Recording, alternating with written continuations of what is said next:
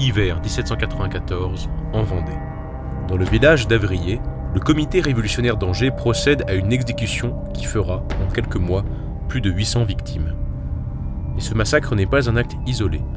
Dans toute la région, le gouvernement décide de répandre la peur, au nom de la sûreté de l'État. Cette politique, connue sous le nom de terreur, est l'une des périodes les plus controversées de la Révolution française. Mais il est d'autres champs de bataille sur lesquels les victoires sont plus glorieuses. L'année 1794 est aussi marquée par de nombreux succès sur les fronts européens. Dans cette vidéo, nous vous montrerons donc comment la Convention, qui a remplacé l'Assemblée nationale, a dirigé le pays d'une main de fer pour sauver la Révolution française.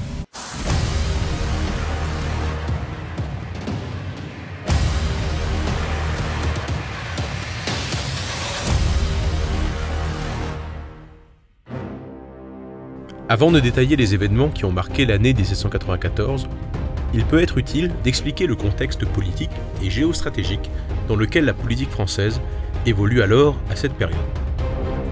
Comme nous l'avions décrit lors des 2 derniers épisodes, la France est assiégée de toutes parts. Ses ennemis européens voient en la proclamation d'une république une menace existentielle à l'ordre mondial qui prévalait jusqu'alors.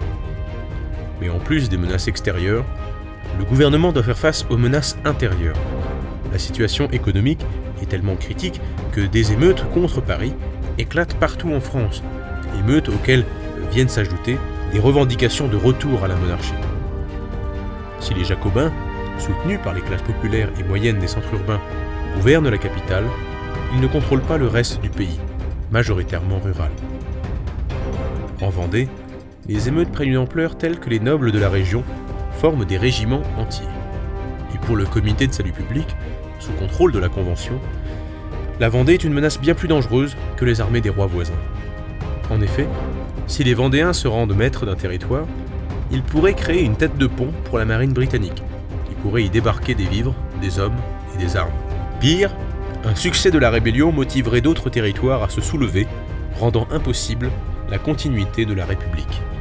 En somme, si la Vendée tombe aux mains des royalistes, c'est la Révolution tout entière qui tremblera.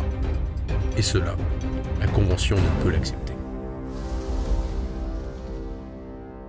Le premier exemple d'atrocité commise par les troupes républicaines commence à la fin de l'année 1793. Alors que les insurgés fuient la ville du Mans, où ils ont été battus, ils se réfugient dans un village nommé Savenay, près de Nantes. À l'aube, les rebelles barricadent les routes, mais ils sont vite encerclés par les troupes de Kléber, qui brisent facilement leur résistance.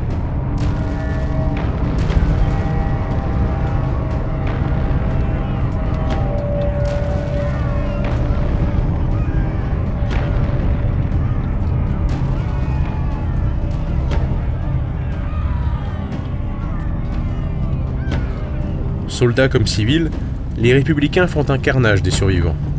Personne n'y échappe. Entre 3000 et 7000 Vendéens sont exécutés.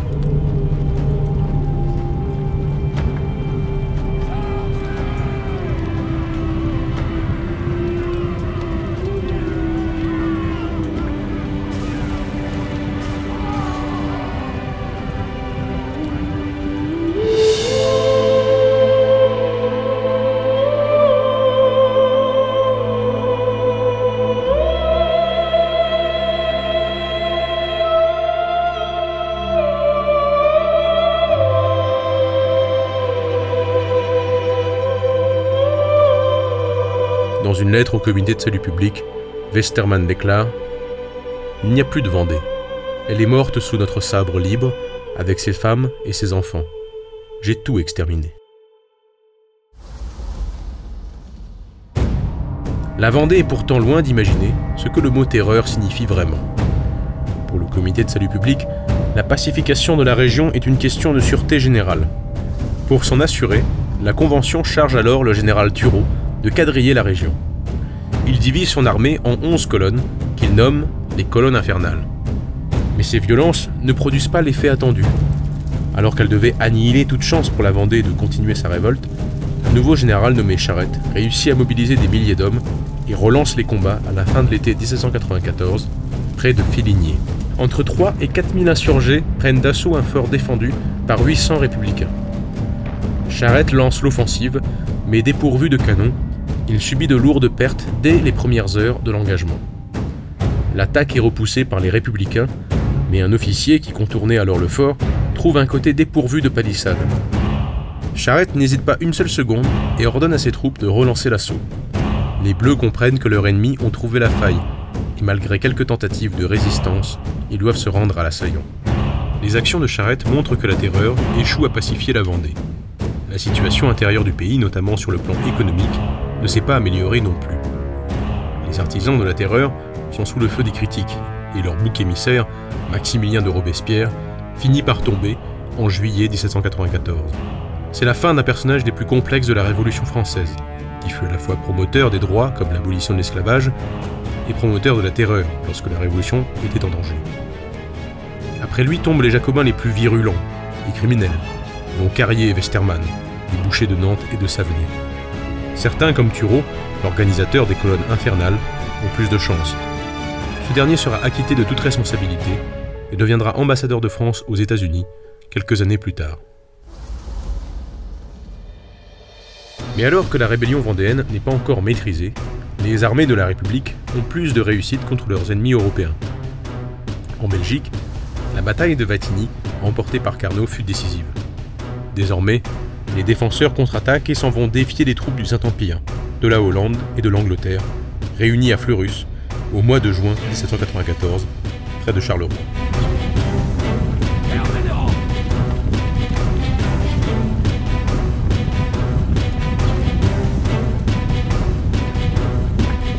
Cette bataille est davantage un coup de bluff qu'un véritable exploit tactique, comme à Wattignies. Les Français, dirigés par Kléber et Jourdan, font semblant d'assiéger Charleroi. Le général allemand Albert de Saxe, soutenu par les Hollandais et les Britanniques, croit venir au secours des assiégés, mais il ignore que les représentants de la Commune ont secrètement livré la ville aux Français. Albert de Saxe fonce donc droit dans un piège. Jourdan et Kléber, pour maximiser leurs chances, profitent de la reddition secrète de Charleroi pour y installer un ballon d'observation. L'aérostat est placé sur une colline, si bien qu'il épie les moindres mouvements des troupes ennemies. C'est la première fois dans l'histoire qu'un ballon est utilisé dans un contexte militaire. Une innovation qui va permettre aux généraux français de remporter la bataille. En effet, grâce à ces observateurs de l'air, dès lors que les coalisés s'avancent, Jourdan et Kléber contre-attaquent avec vélocité et précision.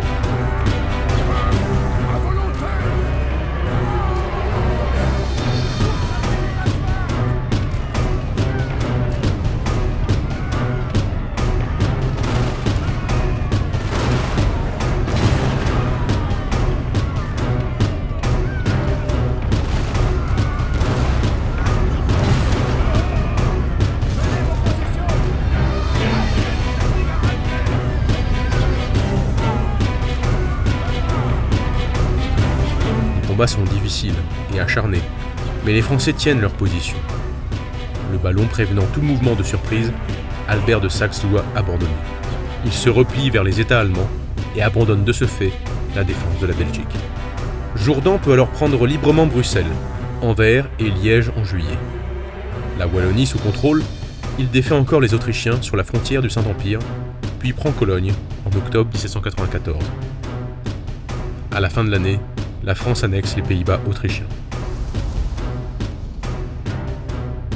Mais les victoires sur la coalition ne peuvent pas masquer les difficultés françaises, notamment sur le plan financier.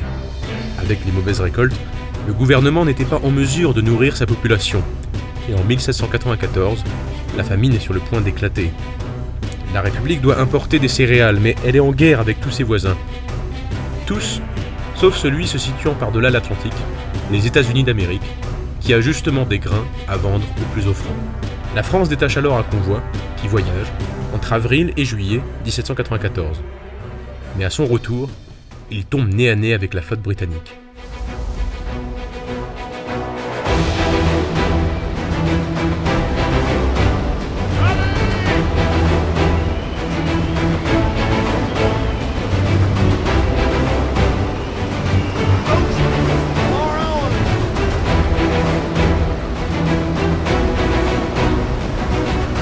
La flotte française, dirigée par Villaret, peut compter sur une vingtaine de vaisseaux en charge de la protection du convoi. Son opposant, l'amiral Howe, dispose d'une force équivalente mais mieux entraînée. La stratégie de Villaret est simple, il faut fuir la flotte britannique car la marine française est de piètre qualité, autant du point de vue de l'équipement que de l'équipage. De son côté, Howe ne cherche pas seulement une victoire, il veut détruire l'ensemble de la flotte française afin de couler le convoi de grains et provoquer la famine en France. Des millions de vies sont en jeu. Et pour s'en assurer, il tente une manœuvre risquée et dont le potentiel de destruction est très important. Au lieu de défiler face à l'ennemi, il demande à ses vaisseaux de casser la ligne française en plongeant sur les vaisseaux ennemis.